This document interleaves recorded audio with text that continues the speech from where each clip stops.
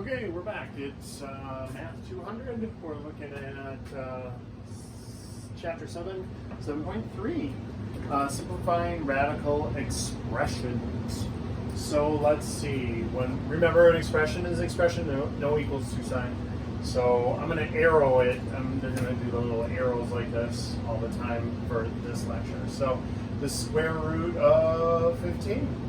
And that's it. That's as simplified as it gets. The only time you make it into a decimal is if they tell you specifically, how many decimal places they want or something like that. Otherwise, if there's no perfect squares hidden in there, the square root of 15, that's as good as it gets. So this one, the third root of 4 times the third root of 2 is the third root of 8.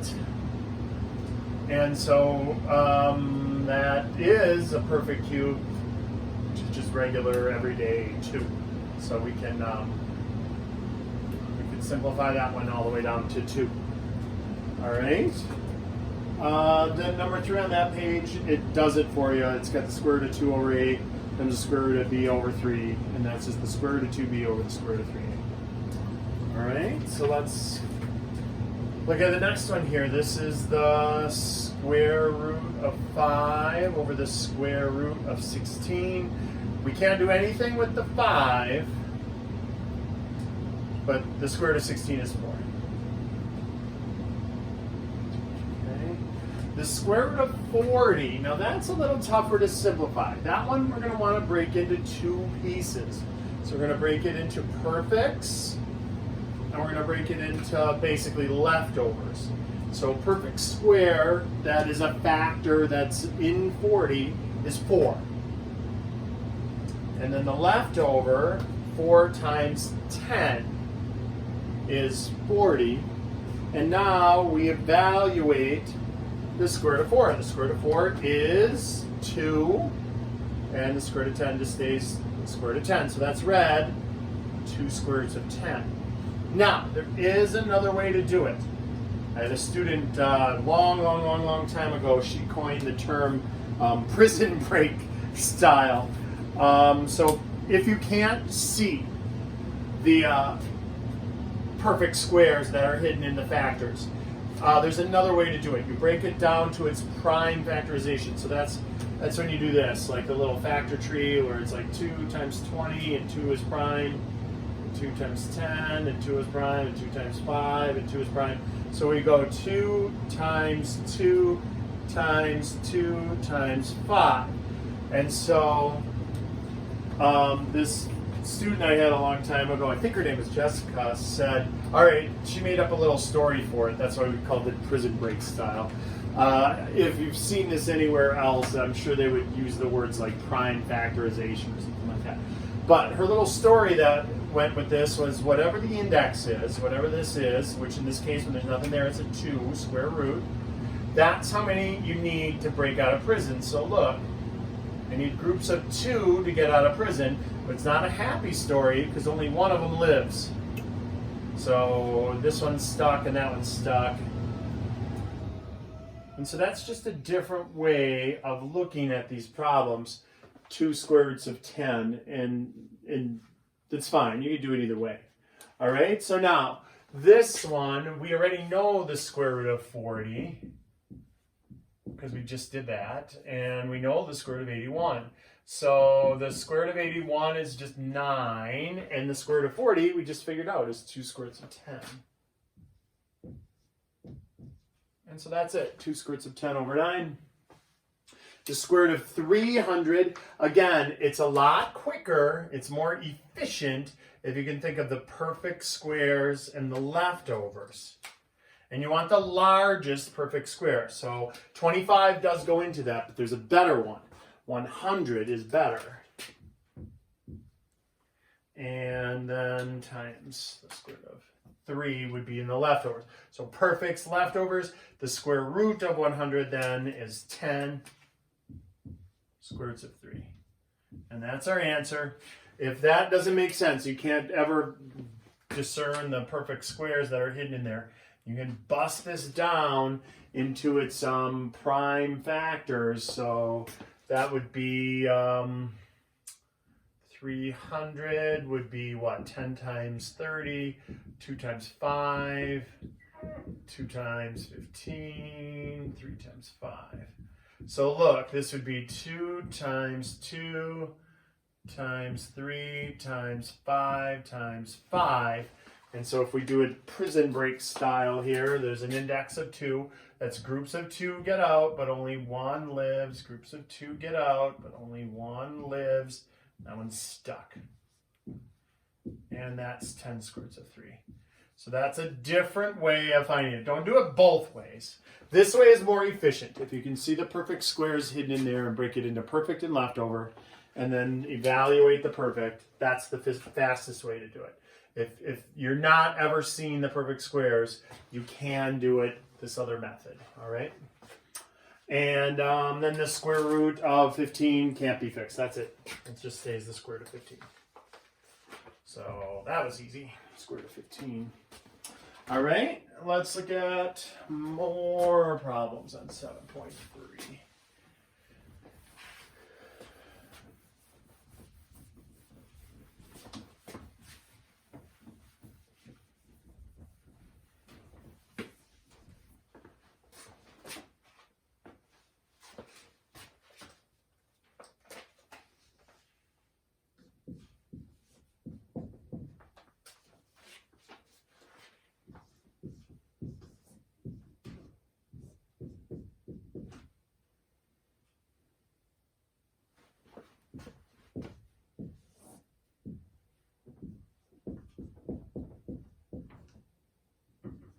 Yikes. All right.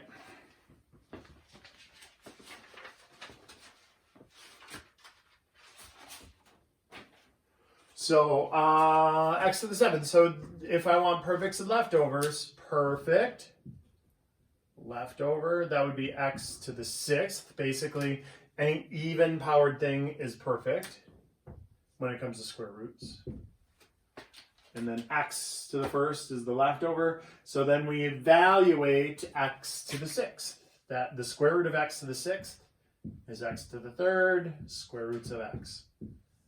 And that's that. Again, you could do this. Most students don't. But you could do this. 1, 2, 3, 4, 5, 6, 7 of them.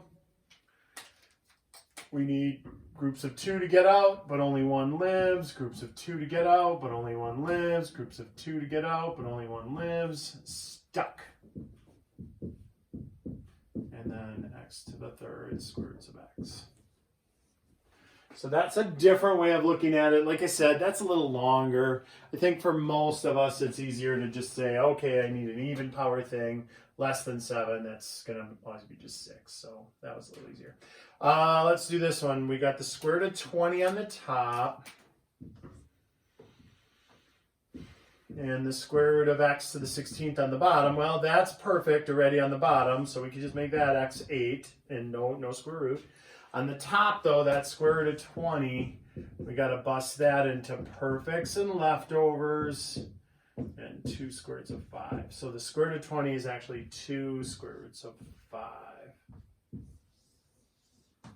Okay. Ooh, the 3rd root. Again, it's most efficient if you can do the 3rd root perfects, and oops, wait, we'll make the leftovers in red. And the 3rd root's leftovers. So look, perfect cube root is 27. And then 27 times 2 is 54. Perfect cube for x6 is x6. It's divisible by 3, so that's a perfect cube.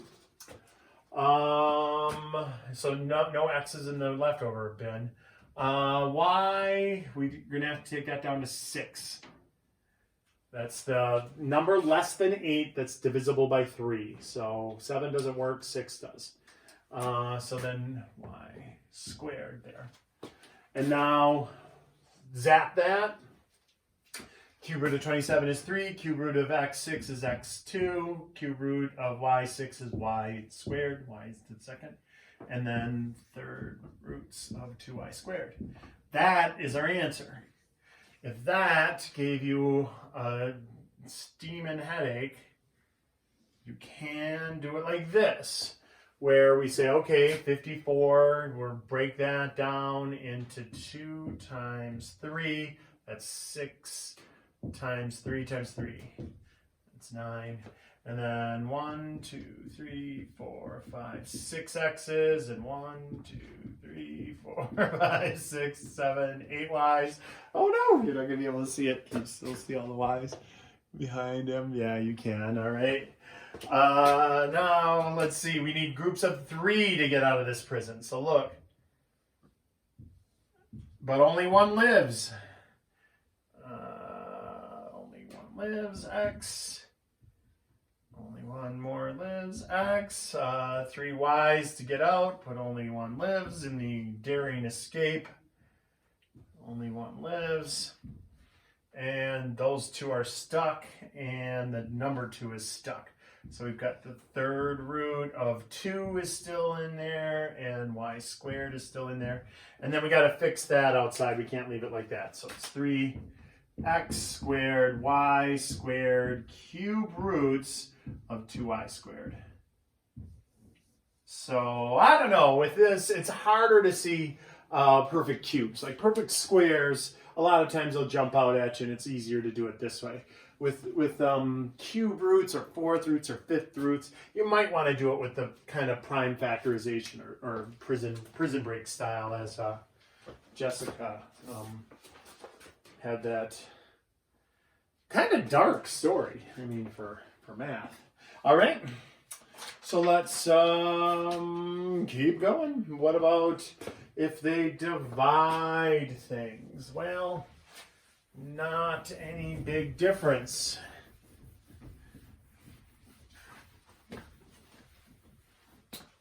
So we're looking on your note packet, page 12. Got the square root of 20 over the square root of 5. You just put it all under the same roof. Divide. And, oh, these are expressions, so those aren't equal signs. 2. All right, just 2. Number 2. We've got 7 cube roots, 48y4 over the cube root of 2y. So now look, that 7 is already on the outside, but we could do the cube roots, put those all under the same roof, and then reduce it. So cube root of 24 y3. And now we want perfect cubes. So 7 is already on the outside. We'll leave 7 on the outside, but we want perfect cubes and leftover cubes. All right. So perfect in 24, that's cube. Perfect cube is 8, which means 3 is in the leftover bin. Perfect y3 is divisible. 3 is divisible by 3. So now we execute that. We do 7 times 2y times the third root of 3. And then 7 times 2y, those are both on the outside. We can multiply them 14y, cube roots of 3. Ooh. That's quite a mouthful there. So distance formula, you just take the x's and subtract those x coordinates from one another, subtract the y coordinates from one another, square the result, add them together, take the square root. So we've seen the distance formula in the past, but now we can apply it and give an exact answer instead of a decimal approximation. So let me show you what I'm talking about.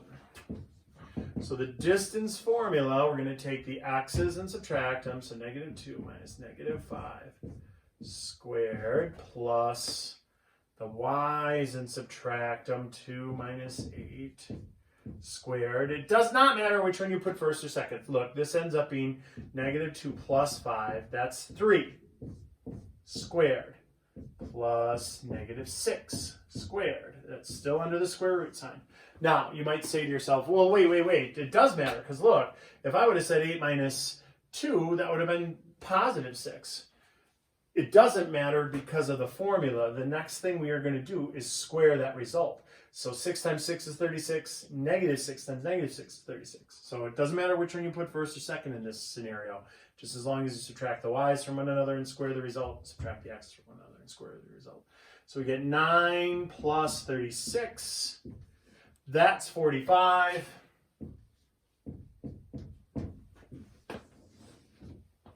All right, but now in the past you had to give me a decimal approximation. Well, now that you're smarter, you can say perfect is 9, leftover is 5. That's 3 squared roots of 5. That is considered an exact answer.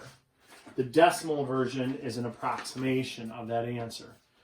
And then the last one on this section is finding the midpoint of 2 points. Well, this one doesn't have anything to do with square roots. It just usually, when we look at the distance formula, we also look at the midpoint formula. So it's just a kind of plug and chug problem. We've got a point, and another point. And I like the simplicity of this is you're averaging the x's. You take negative 5 plus negative 2 divided by 2, and you're averaging the y's. 8 plus 2 divided by 2. And so that will be the midpoint. Negative 7 halves and 10 over 2 is 5. That's the midpoint. It's just that easy. You just average the x values and average the y values. And that's that. Oh, okay, and I promised some students in the class that I'd do a quick Star Wars trivia. So here is a miniature lunchbox that I have from The Empire Strikes Back. The Star Wars trivia, Empire Strikes Back, in the end of it, oh, spoiler alert, if you haven't seen Empire Strikes Back, stop the video now. Han Solo gets frozen at the end of it. And that was kind of a big deal in 1980 because the actor Harrison Ford was under contract for 2 movies, where the rest of them were under contract for 3 movies, and he wasn't sure if he wanted to come back or not. So they froze him at the end of the movie and decided whether he was going to be in Return of the Jedi or not. He ended up being in Return of the Jedi. It turned out pretty good. All right. We'll see ya in the video for 7-4.